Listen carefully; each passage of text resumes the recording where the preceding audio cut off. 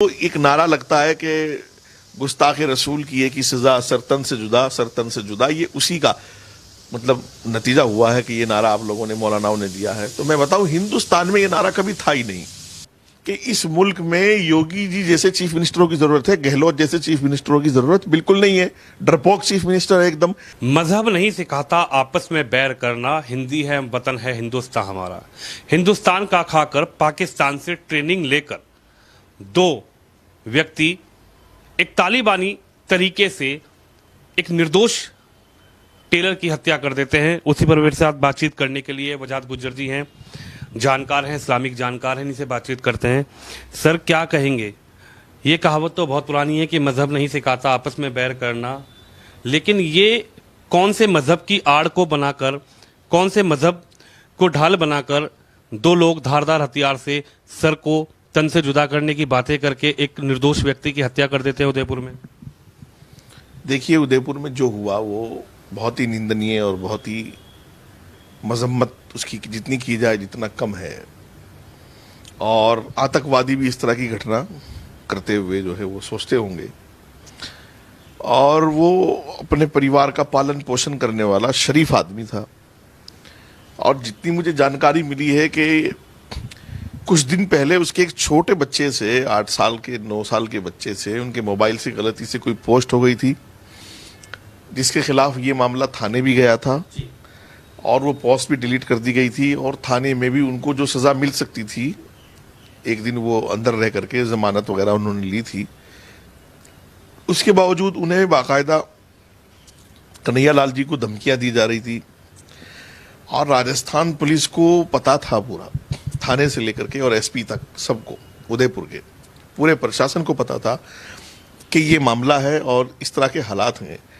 और मैं समझता हूं कि वहां का एलआईयू वगैरह हर चीज को समझ रहा था, और कन्हैया लाल को भी इस बात का अंदाजा कहीं ना कहीं था कि ये बड़ी मुसीबत मेरे लिए बन सकती है। इसलिए उन्होंने भी 5 या 6 दिन तक अपनी दुकान को बंद रखा। और जब दुकान वो खुली तो जिस चीज का शायद कन्हैया लाल के मन में डर था,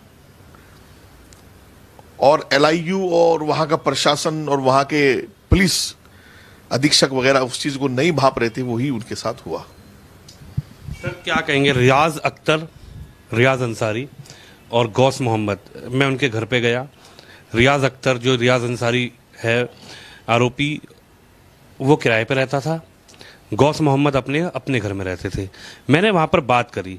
कुछ लोगों का कहना है कि ये लोग तो बहुत सीधे थे, ये लोग तो 5 वक्त की नमाज पढ़ते थे। 5 वक्त का नमाजी, आखिर उसमें दिमाग में ऐसा क्या हो गया? नमाज आप भी पढ़ने जाते हैं, आप भी 5 वक्त की नमाज पढ़ते हैं। मैंने और लोगों से ही बात करी, क्या कहीं किसी आपके धर्म में, इस्लामिक धर्म में, किसी किताब में लिखा है कि आप हथियार से किसी की गर्दन काट दो?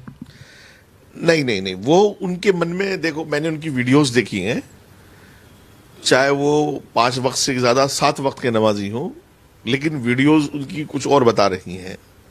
पाकिस्तान में एक आतंकवादी संगठन है जिसका नाम है तहरीक लब्बैक या रसूल अल्लाह। उन्होंने उसके कन्हैया लाल के मर्डर के बाद, कन्हैया लाल के कत्ल के बाद भी वीडियो उन्होंने जारी किया है, और उससे पहले भी वीडियो जारी किया है। और जो रियाज अत्तारी आप बता रहे हैं, ये पाकिस्तान में एक दावत इस्लामी करके एक संगठन है, उसके जो अपने आप को उससे जुड़ने वाले लोग हैं वो अत्तारी कहते हैं अपने आप को, और पूरी दुनिया में उनकी फैन फॉलोइंग है। इलियास कादरी साहब उसके अभी जो है चीफ पैटर्न हैं, सरपरस्त हैं। और तहरीक लब्बैक या रसूलुल्लाह के खादिम हुसैन रिजवी थे, उनका तो डेथ हो गई। उनका बेटा साद रिजवी है, बहुत ही हिंदुस्तान की हुकूमत के खिलाफ बहुत ओलफोल बकता है, आतंकवादी संगठन है। तो वो उनके मन में जो बड़ा उबाला था वो उस आतंकवाद से जुड़ने का था। जैसा कि आप देख भी रहे हैं कि एनआईए ने अभी ये बताया है कि ये पाकिस्तान भी गए थे, और पूरा ग्रुप गया था, और बाकायदा वहां काफी वक्त गुजार के आए थे। हाँ, वही बात है। अब देखिए आप, अब मैं इस मामले में राजस्थान एलआईयू पर जरूर सवाल खड़े करूंगा, और राजस्थान प्रशासन पर, कि जब ये कन्हैया लाल से इनके झगड़े की कहीं ना कहीं शुरुआत हो रही थी, तो क्या एलआईयू और वहां का जो इंटेलिजेंस है उसको इतना इनपुट नहीं मिल पाया कि ये किस दर्जे के लोग हैं और क्या कर सकते हैं? बहरहाल इसमें राजस्थान सरकार, और इसमें उन मौलानाओं के खिलाफ भी मुकदमा दर्ज होना चाहिए, जैसा कि बूंदी वाला वो मुफ्ती जो काजी है वो उसको जेल भेजा गया है, उसको अगर ये लोग पहले से कार्रवाई करते, या बरेली में तौकीर रजा ने जिस तरह का बयान दिया है, तौकीर रजा के खिलाफ पहले से कार्रवाई हो जाती तो शायद ये हत्या की नौबत ना आती। वो मौलाना जो इस तरह का माइंड सेट, कट्टरता का माइंड सेट तैयार कर रहे हैं हमारे यूथ में, हमारे नौजवान में, तो उनके खिलाफ भी एनआईए को कार्रवाई करनी चाहिए। और उदयपुर के बारे में मैं आपको बताऊं, मैं उदयपुर गया हूं कई बार। उदयपुर का पूरा मुसलमान 100 का 100% जो है वो बरेली घराने से जुड़ा हुआ है, आला हजरत के घराने से, और वो बरेली घराने को फॉलो करता है। और जो वो साद रिजवी में बता रहा हूं आपको, तहरीक लब्बैक या रसूलुल्लाह आतंकवादी संगठन, या वो दावत इस्लामी इलियास कादरी वाला संगठन, ये दोनों संगठन भी यही आला हजरत के खानदान को फॉलो करते हैं, बरेली को। और तौकीर रजा तो पहले कह चुके हैं ये बात कि अगर हमारा यूथ, हमारा नौजवान बेकाबू हुआ तो न जाने क्या होगा, इस तरह की बातें वो कर चुके हैं, तो आप देख चुके हो सब। तो ये कहीं ना कहीं उस चीज का भी असर रहा। बहरहाल जितना मैं समझता हूं कि हिंदुस्तान का 20 करोड़ मुसलमान जिस कदर शर्मसार हुआ इस हत्या से, मैंने नहीं देखा कि सोशल मीडिया से लेकर के व्हाट्सएप ग्रुपों तक एक भी मुसलमान उनकी हिमायत करने वाला मुझे नहीं दिखा। हो सकता हो कोई, लेकिन सभी ने इसकी निंदा की है, सभी ने इसकी मजम्मत की है, और ये बहुत ही खतरनाक घटना है। इस्लाम से इसका कोई लेना देना नहीं। मैं एक चीज और क्लियर करूंगा, मुझे और भी लोगों ने सवाल किया ही सोशल मीडिया पर भी और वैसे भी, कि ये जो एक नारा लगता है कि गुस्ताखे रसूल की एक ही सजा सरतन से जुदा, सरतन से जुदा, ये उसी का मतलब नतीजा हुआ है कि ये नारा आप लोगों ने, मौलानाओं ने दिया है। तो मैं बताऊं, हिंदुस्तान में ये नारा कभी था ही नहीं, कभी नहीं था ये नारा। ये जो पाकिस्तान की तहरीक है जिसका मैं बार बार जिक्र कर रहा हूं, तो तहरीक लब्बैक या रसूल अल्लाह, ये उस संगठन ने नारा दिया था। और इस बार जो ये नौपुर शर्मा के खिलाफ पूरे देश में धरने प्रदर्शन हुए, उनमें ये नारा लगाया गया। इस बार पहली बार मैंने देखा कि ये नारा लगाया गया है कि गुस्ताखे रसूल की एक ही सजा, सरतन से जुदा, सरचन से जुदा। अब देखो, मुसलमान की एक बड़ी तादाद इस मुल्क में ऐसी है जो कानून को फॉलो करती है, कानून पर विश्वास करती है, और इसका अंदाजा आपको इससे लग जाना चाहिए कि जब सुप्रीम कोर्ट ने राम मंदिर के हक में फैसला दिया तो मुसलमानों ने उसको स्वीकार किया, उसका इस्तेकबाल किया। और भी इस तरह की ट्रिपल तलाक का फैसला आया तो मुसलमानों ने उसको स्वीकार किया। बहुत सारी चीजें, अगरचे मुस्लिम संगठन ट्रिपल तलाक के खिलाफ जा रहे थे, लेकिन मुसलमानों ने उसको, पब्लिक ने, आम आदमी ने उसको स्वीकार किया। तो मैं समझता हूं कि मुसलमान कानून को फॉलो करता है, देश से मोहब्बत करता है, और इस तरह की नफरत की बातें वो नहीं करता। हाँ देखो, ये जो कुछ हुआ है इससे मुसलमानों पर कलंक लगेगा, इसलिए मैं जो मुस्लिम स्कॉलर हैं, विद्वान हैं, उनसे ये कहूंगा कि वो हर जुम्मे में इस बात को, अभी 2-4 जुम्मे नजदीकों में जो है उसको क्लियर करें, खतीब तकरीर करें अपनी मस्जिदों में कि इस्लाम का इस तरह की घटनाओं से कोई लेना देना नहीं है, और इस्लाम में, इस्लाम के नाम पर इस तरह की घटना करने वाले लोग वो कभी मुसलमान नहीं हो सकते। आपने कहा कि इस्लाम का कोई लेना देना नहीं है, हालांकि आप सर स्कॉलर हैं, जानकार हैं, लेकिन जिस तरीके से उन्होंने वीडियो बनाई, उस वीडियो को बनाने के बाद भी उनको जरा भी शर्म नहीं आई, जरा भी उनको 1% भी इस बात का कोई पछतावा नहीं था कि हमने एक व्यक्ति की गर्दन, एक निर्दोष व्यक्ति की धारदार हथियार से गर्दन काट दी। उसके बाद वो कहते हैं कि दुआओं में याद रखना, उसके बाद वो कहते हैं कि हमने तो करके दिखा दिया, अब आपका नंबर है। आखिर कौन सी सोच वो पैदा करना चाह रहे हैं इस हिंदुस्तान में, इस ऐसे देश के अंदर जहां भाईचारे की मिसाल दी जाती है, जहां गंगा जमुना तहजीब की बातें की जाती हैं। दरअसल उन्होंने पूरी वीडियो देखी मैंने, उन्होंने माननीय वजीर आजम हमारे नरेंद्र मोदी जी को भी टारगेट किया है वीडियो में, आपने देखा भी होगा, सुना भी होगा कि मोदी जी तुमने शुरू किया है, खत्म हम करेंगे, ये वो, न जाने किस तरह बातें हुई हैं। मैं समझता हूं कि इसमें जो पाकिस्तान की एजेंसी ISI है उसका हाथ है। वो या हिंदू मुस्लिम दंगे भड़काना चाहते हैं, या उन मुस्लिम संगठन जो हमारे हिंदुस्तान में बैठे हैं, और वो मुस्लिम संगठन जब हिंदू मुसलमान लड़ता है, दंगा फसाद होता है, तो उनको बाहर से चंदे का फायदा होता है। उनको दुबई, कनाडा और अमेरिका, लंदन से चंदे आते हैं मुसलमानों के नाम पर। तो इसके पीछे जब NIA जांच करेगा तो कुछ बड़े लोग निकलेंगे, कुछ बड़े ग्रुप निकलेंगे, और ये तो बिल्कुल क्लियर हो गया कि पाकिस्तान के वो संगठन दावत इस्लामी और तहरीक लब्बैक या रसूलुल्लाह, वो सब इनके पीछे हैं, वहां से ट्रेनिंग होके आई है। और मुसलमान जो है, देखो उदयपुर में एक कट्टरता तो पनप रही थी, उसका जिक्र मैं आज करूंगा। जब मैं कई साल पहले उदयपुर में गया तो मैंने वहां अपने एक मुसलमान साथी से, मस्जिद जुमा मुझे था, जुमा पढ़ना था, तो मैंने कहा मुझे जुमा पढ़ना है। अगरचे ये बात मेरे जिक्र करने की नहीं है और मैं जिक्र कर रहा हूं तो लोग मुझे गालियां देंगे, लेकिन मैं जिक्र करूंगा, रुकूंगा नहीं। तो मुझे कहा गया मुझे अहमदाबाद जाना था उदयपुर से आगे, तो मैंने कहा सुबह फ्राइडे है, जुमा पढ़ के मैं अहमदाबाद के लिए निकलूंगा, और मैं बाई कार पूरा सफर कर रहा था। तो वहां के मुसलमान जो मेरे कुछ हमदर्द थे, एक दो ही लोग, और वो जयपुर में सरकारी मुलाजिम थे और रिटायर्ड होकर उदयपुर चले गए थे, उदयपुरी के रहने वाले थे। तो उन्होंने मुझसे कहा, उनके सके भतीजे ने मुझसे कहा कि मुफ्ती साहब आप यहाँ जुमा नहीं पढ़ सकेंगे, चूंकि आप देवबंद से पढ़े लिखे आदमी हैं और देवबंदी हैं, और ये बरेलवियों का शहर है और ये आला हजरत बरेलवी से जुड़ा हुआ शहर है, और यहाँ आपको ये लोग मुसलमान ही नहीं मानते, तो इसलिए आपको मस्जिद में दाखिल ही नहीं होने देंगे और झगड़ा हो जाएगा। तो मैंने और 2-4 जगह पता किया, तो मैं और थोड़ा दिलचस्पी हुई मुझे, और पता किया तो मालूम ये हुआ कि पूरा का पूरा शहर बिल्कुल 100% अहले हदीस को, शियाओं को या देवबंदियों को या किसी और को मस्जिदों में घुसने नहीं देता। तो ये कट्टरता उनमें पनप रही थी, और इस कदर पनप रही थी कि वो अपने आप को मुसलमान समझते थे और सबको गैर मुस्लिम समझते थे। बहरहाल मैंने अपने होटल में नमाज पढ़ी और मैं निकल गया वहां से।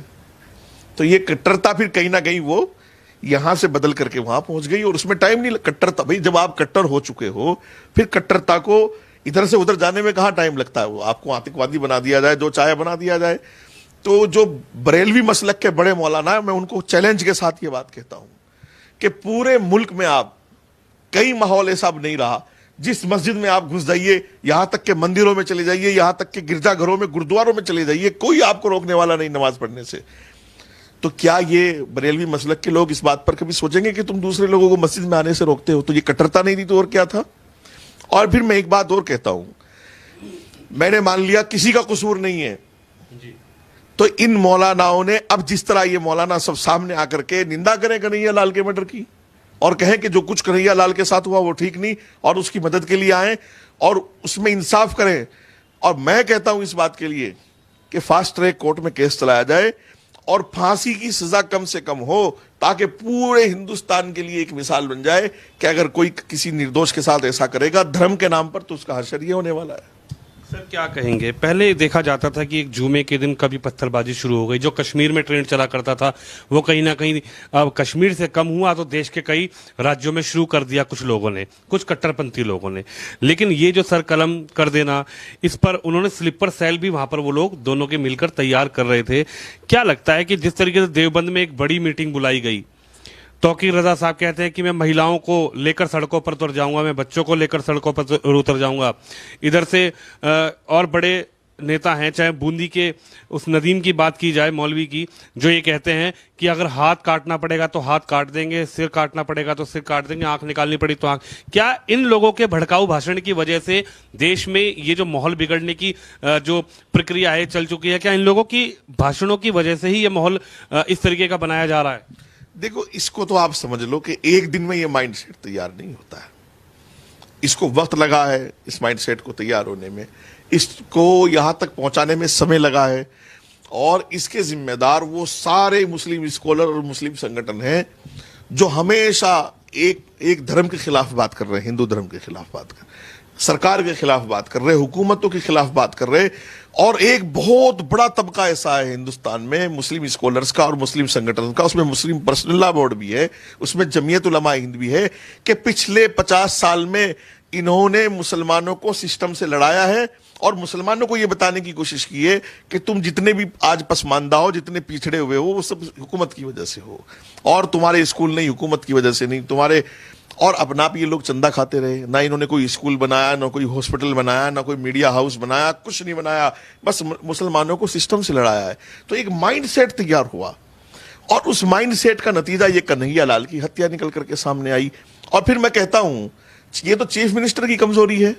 अगर ये हत्या यूपी में होती तो पूरी दुनिया देखती कि यूपी पुलिस ने क्या हशर किया है मारने वालों का, और यूपी पुलिस ने क्या अंजाम किया मारने वालों का, और वो होता कि शायद पूरे मुल्क में कुछ दोबारा कोई ऐसी हिम्मत ना करता। इसलिए मैं तो कहता हूं कि इस मुल्क में योगी जी जैसे चीफ मिनिस्टरों की जरूरत है, गहलोत जैसे चीफ मिनिस्टरों की जरूरत बिल्कुल नहीं है। डरपोक चीफ मिनिस्टर है एकदम। भाई, सबसे पहले एसएसपी उदयपुर को सस्पेंड होना था, और मुस्तकिल निलंबित होना था। एक आदमी की जान गई है। अगर आप एसएसपी हैं, कोई फरियाद आ रहा है, 6 दिन से दुकान बंद करे बैठा है, आपके पास एप्लीकेशन आ रखी हैं, और वो थाना अध्यक्ष के खिलाफ जिसके पास वो एप्लीकेशन थी, जिसने समझौता करा, उसको तो मुकदमा उसके ऊपर 302 का लगा कि उसको जेल भेजे। भाई 300 उसमें 120 में उसको जेल भेजना चाहिए, उसके ऊपर तो 120 लगनी चाहिए। तो योगी जी जैसे चीफ मिनिस्टर भी तो इस देश में नहीं है जो इस तरह के फैसले कर सके।